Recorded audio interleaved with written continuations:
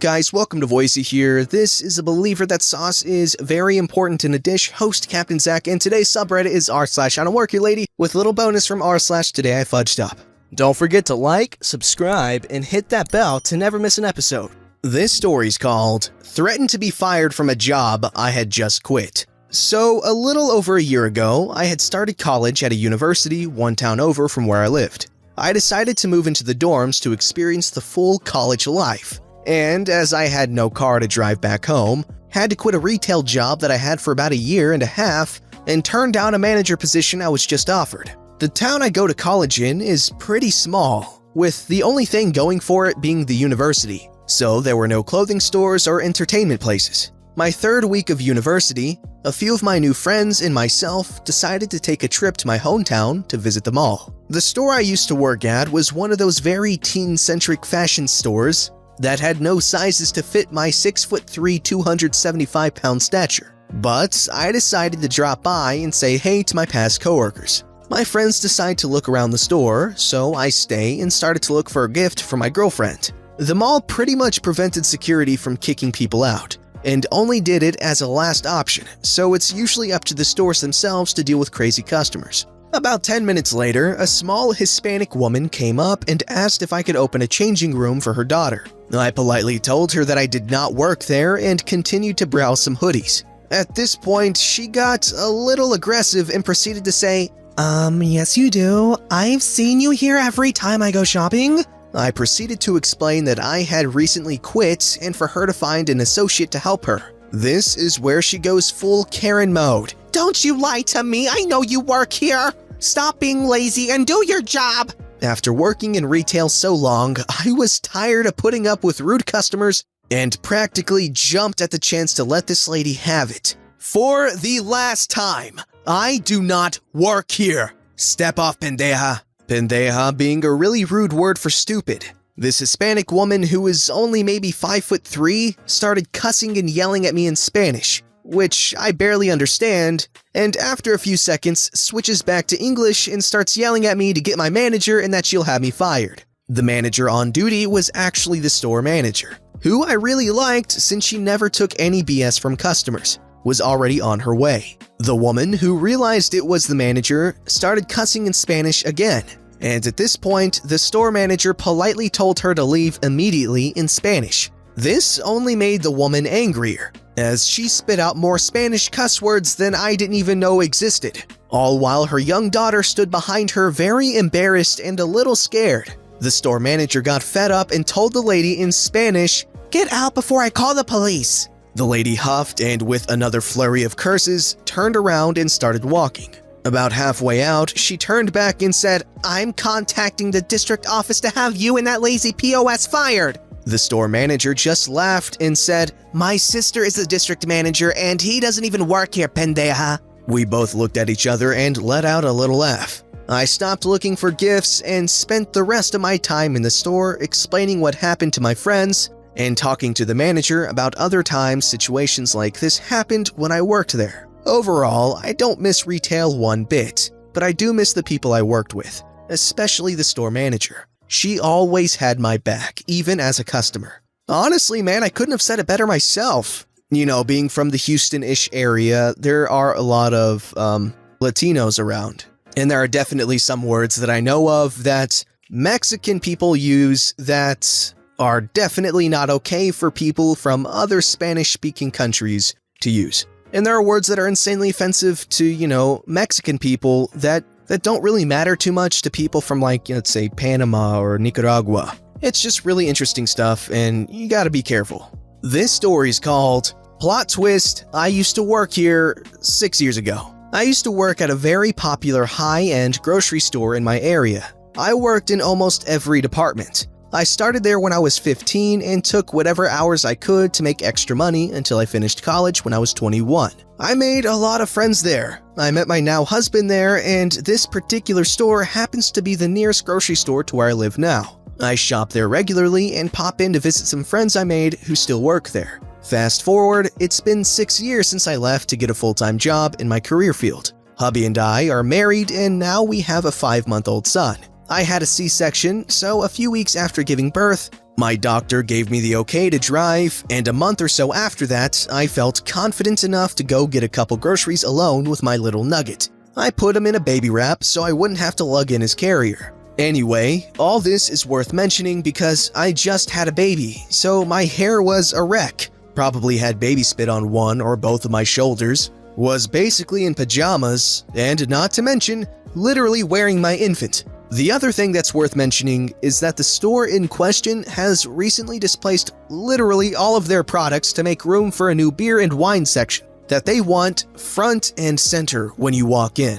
I used to know where everything was in that store, but that was 6 years ago, and before they moved everything. Okay, now here's the story. I don't remember what I was looking for, but I was just standing in front of a shelf when a woman walks up to me. Doesn't say hello or excuse me, she just gets in my way, so I look up. The kicker is that I actually vaguely recognize this lady. She's a regular, and I had probably checked out her items at least a few times while I had been working there. As soon as I made eye contact with her, she asks, "Where are the pickles?" Sorry, I don't know. "Why not?" I'm caught off guard and a bit sleep-deprived, so my brain isn't firing on all cylinders. I don't know off the top of my head.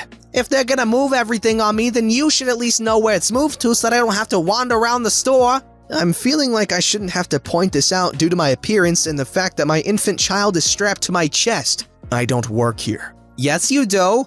I'm contemplating if the last few years were a hallucination and if I do still work there. No, I really don't. "Yes, you do. I've seen you standing at that information stand up front. I realize you're not on the clock now." She gestures vaguely at me. "But why can't you just tell me where to find what I'm looking for?" I haven't worked here in over 6 years. She just stared at me and said nothing. I was exhausted and just wanted to finish up and go home, so I just walked away. Not sure if she didn't believe me or if she just didn't know what to say after realizing her mistake. I feel bad that I wasn't nicer. I know that she wasn't very nice to me, but it's not her fault they rearranged the whole store she's been going to for probably 10 years or more. I was just so tired and not even processing the situation, so I just escaped the first moment I could.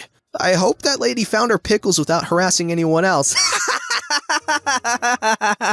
Yo, yeah, you 100% cannot blame that woman for being, grumpy, you know? When you need a pickle fix, you need a pickle fix. There's no ifs, ands, or buts about it. This story's called Karen at Target. I got off work for my grocery store job. My uniform, this is important to the story, was a khaki-colored polo shirt, black pants, and a navy blue apron. I had flipped my apron down, but still had it tied around my waist, because it had pockets and I loathe handbags. And my shirt was untucked. I was exhausted and probably looked like a big slob. On the way home, I remembered that I had run out of shampoo that morning, and I decided to stop by Target. I picked up a handheld basket by the door, got my shampoo, and decided that, since I'm already here, I was gonna pick up a couple of things for dinner. Our store had a food section. I'm browsing and reading labels when another customer comes into the aisle and hovers near me. I shift aside, thinking I'm in her way. I put down the item I was holding and picked up another choice. When she barks, "Excuse me!" I looked over, ready to apologize for being in front of the item she's after, and prepare to move aside again. I didn't even get a chance to speak. "Do you know where the irons are?" No, I don't know that. Weird question. I returned to the label I'm reading, and she got irate with me and huffed. "Well, do you think you could find someone who does know?" Oh, she thinks I work here. I see. You should probably try asking someone who works here. I'm just shopping. I wasn't as polite as I could have been, but Karen and I got off on the wrong foot. I decided to find something in another aisle and walked away. She followed me. "The least you could do is call someone over." "Ma'am, I don't work here. I don't know where they keep their crap. I'm just shopping." The profanity set her off. "There's no reason for rudeness. You should be fired." I rolled my eyes and walked away again. This time she didn't follow, and I thought for sure she'd finally realized her mistake. After picking out a dinner choice, I headed back towards the registers in front of the store. I see the lady again, this time talking to an actual employee. From probably 30 feet away, she sees me, points at me, and shouts, There she is, that girl that wouldn't help me, and she swore at me." By this time, I'm close to passing them up, and I see the awkwardness on the employee's face as he says, "Her? Ma'am, she doesn't work here." I gave him a look that I hope conveyed my sympathy for his plight as she started in on him anew. I didn't stick around to hear the rest, partly because I know my weaknesses and was quite likely to swear again. Partly because this Karen, this time, was not my problem. And for that, I was thankful. You know, after working at hotels and gas stations, I can tell you I can relate to this feeling 100%. It is an absolutely wonderful, wonderful feeling to look at something going on and just be like, that's actually not my problem this time. This story's called Today I Fudged Up by not telling my mom I am okay before telling her what happened. So this happened a few years ago. I was biking home from class in college and there was a tree and car completely blocking the stop sign at a three-way intersection. Looks like four-way, but one road is a one-way. So I quickly looked both ways, half-assed, and went across, thinking the other two sides had a stop sign as I didn't see one. So I believed I had the right of way, F up number 1, since my road was a one-way road. I immediately regretted this decision as I was met face to face with a car driving about 25 to 30 miles per hour. So anyways, after my life flashed before my eyes and I tried to hop off my bike to get out of the freaking way, but ultimately get pinned under the bike and the car because I can't move faster than an automobile. The car backs up and they roll down the window. At this point, people are running down the street to see if I'm okay. The passenger in the car asks, "Are you okay?" After looking myself over and realizing I don't have any external wounds, holes in my body, or bones sticking out, I say, "I think so." They roll up the window and drive away. I didn't know that was me giving permission to leave the scene of an accident.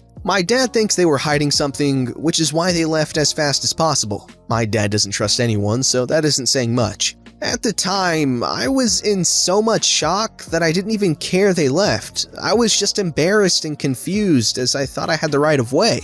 Well, needless to say, I didn't really have any time to process the situation at hand. Finally, pedestrians approached and helped me pick up my bike, which is now not rideable as it is bent and in pieces beyond repair, as well as the scattered pieces of my bike and backpack contents. Buy $400 history book. The kind lady who lived across the street comes and sits down and checks me over, and says I should go to the hospital. I said I felt fine, but she insists. So here is where F up number 2, the one that haunts me more than getting hit, to be honest. The lady says I should call my mom and tell her what happened. At this point, shock hasn't really worn off, so I haven't really grasped the gravity of the situation, and have been pretty calm until now. I proceed to pull out my now cracked phone and call my mom. So as I am sitting on the curb and waiting to tell my mom what happened, she picks up and answers. Upon hearing her voice, a sudden wave of catastrophic reality sets in, and I start ugly crying. And I mean like straight blubbering like a child, can't get a coherent word out edgewise because I can barely breathe due to hyperventilating type of crying. The first words I choose to say is, "Oh, I got hit by a car." My mom starts freaking out. She is saying, "Where are you? Did you call an ambulance? Is there an ambulance there? Is someone with you? Baby, I can't get there. Is there someone with you? I love you. Your daddy loves you. Your siblings love you.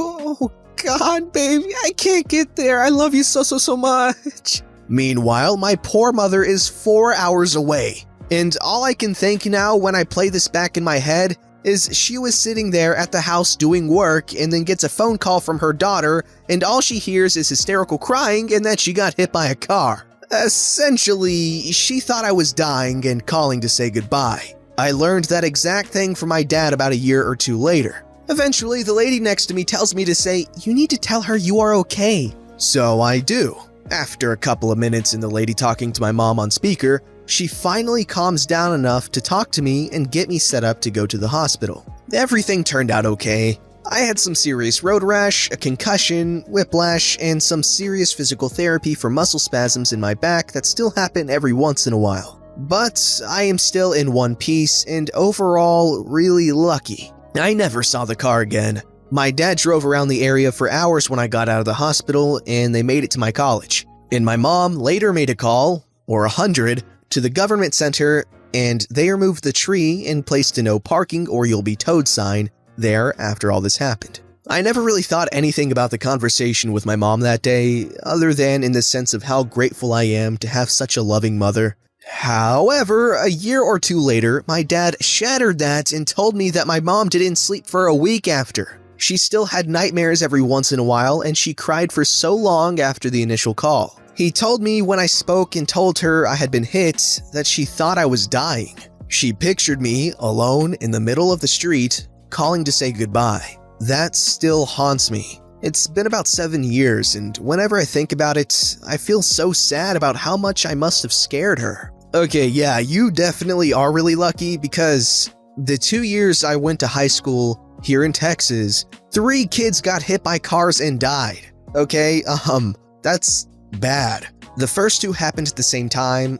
They were sisters, and they were just crossing the street at the middle of the night. No, they were crossing the highway, and, they got hit. And the second was the twin sister of a girl I had once talked to, and she unfortunately passed away too. Be careful. Don't forget to like, subscribe, and hit that bell to never miss an episode.